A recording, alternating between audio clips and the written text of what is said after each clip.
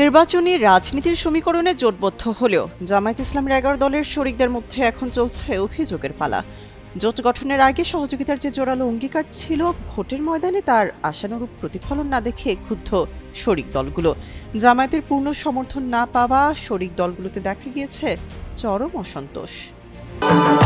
ভবিষ্যৎ হোক নিরাপদ, বিনিয়োগ হোক বিশ্বস্ত, আর আমার পছন্দ সল্ট বে। ওয়েলকাম টু সল্ট বে। এদিকে বর্তমানে আর্থিক সংকটে কোণঠাসা এনসিপির প্রার্থীরা। বড় অঙ্কের অনুদানের গুঞ্জন থাকলেও বাস্তবে অধিকাংশ প্রার্থীকে নিজ উদ্যোগে খরচ জোগাতে হচ্ছে। এ বিষয়ে এনসিপির নির্বাচন পরিচালনা কমিটির সেক্রেটারি মনিরা শারমিন বলেন, নতুন এবং তরুণদের দল হিসেবে আর্থিক টানাপোড়েন এনসিপির ২-১ বাদে কারো পক্ষেই নিজ খরচে নির্বাচন করা সম্ভব নয়। আবার দলীয়ভাবেও সম্ভব নয়। তারপরও যতটুকু সম্ভব দল এবং প্রার্থীরা খরচ জোগাচ্ছে। প্রতিদ্বন্দ্বী বিএনপি জোটের তুলনায় জামায়াত নেতাকর্মীরা না নামায় শরিকদের প্রার্থীরা প্রচারে পিছিয়ে রয়েছেন। জামায়াতের পক্ষ থেকে নিজস্ব তহবিলের সীমাবদ্ধতার কথা বলা হলেও শরিকরা একে প্রতিশ্রুতির বরখেলাপ হিসেবে দেখছেন।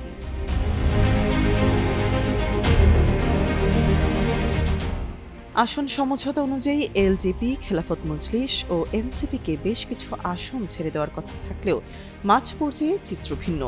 নরসিংদী ২, চট্টগ্রাম ৮ ও চট্টগ্রাম ১২-র মতো গুরুত্বপূর্ণ আসনে জামায়াত প্রার্থীরা এখনও সক্রিয়। কোনো কোনো আসনে জামায়াত প্রার্থীরা সরে দাঁড়ানোর আনুষ্ঠানিক ঘোষণা দিলেও তাদের কর্মী সমর্থকরা শরিক প্রার্থীদের প্রচারে অংশ নিচ্ছেন না। ফলে জোটের ভোট ব্যাংকে ভাগ তৈরি হয়েছে।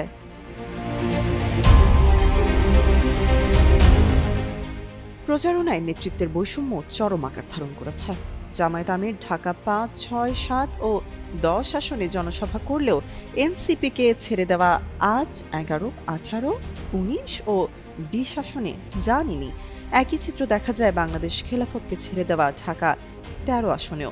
শরিকদের নির্বাচনী জনসভায় জামায়াত আমিরের উপস্থিতি না থাকা নিয়ে অসন্তোষ তীব্র। পঞ্চগড় ১ আসনে সার্জিস আলমের পক্ষে বড় সমাবেশ করলেও অধিকাংশ শরিক প্রার্থীর আসনে তিনি যাননি। জামায়াত আমিরের অনুপস্থিতিতে জনসভায় লোকসমাগম আশানুরূপ না হওয়ায় জনমতে জোরালো প্রভাব ফেলা সম্ভব হচ্ছে না বলেও দাবি শরিক দলগুলোর। তামান্না তাবাসসুম শ্রেয়া, যুগান্তর নিউজ।